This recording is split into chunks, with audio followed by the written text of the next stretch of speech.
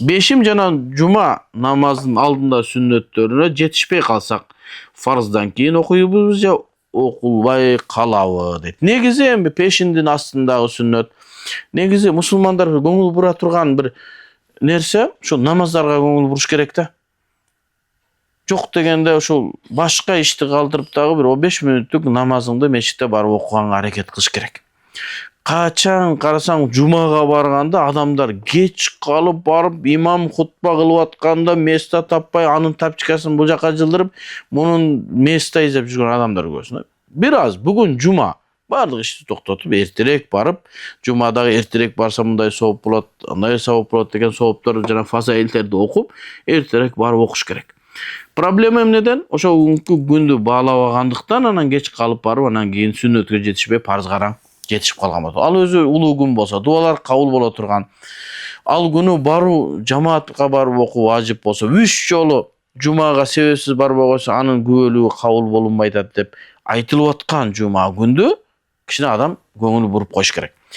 Эми тыйынын экинчи тарабы кокустан шашылыш болуп калды, пробкага түшүп калды, бир нерсеге барып калды, парызга уюдуңузбу, сиз ошол жуманын соңуна жеттиңиз.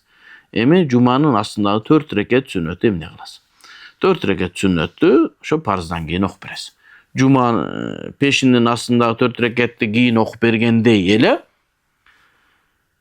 жуманын дагы 4 рекет сүннөтүн астына окуп бересиң. Кээ бирки адамдар бар, ошо жуманын астында 4 рекет сүннөт жок. Бизде суннату муаккада, бекемделген сүннөт Ханафи мазхабында. Ушул нерсе пайгамбарыбыздан коомдон коомго өтүп келген мурас бизге. Куфага Абдулла ибн Мас'уд жана башка сахабалар, чоң сахабалар фатва берген, пешиндин астында 4 рекет сүннөт бар. Абу Ханифа ошондон эреже алып, жуманын астында 4 рекет сүннөттү муаккада, бекемделген сүннөт деп айтылган. Демек аны окушубуз керек, парыздан кийин болсо да. Эми биздин умрага барганда, мына биз жакында умрага барып келдик. Умрага барганда, ажыга барганда, ошол жердеги адамдар бир ушундай көйгөйгө туш келишет. Аларда пешин жуманын астындагы 4 рекет сүннөттү окушпайт. Же болбосо алар үйүндө окуп келет деп ниет кылалы, себеби Хамбали мазхабта саат 10-да эле жумага азан айтып коет.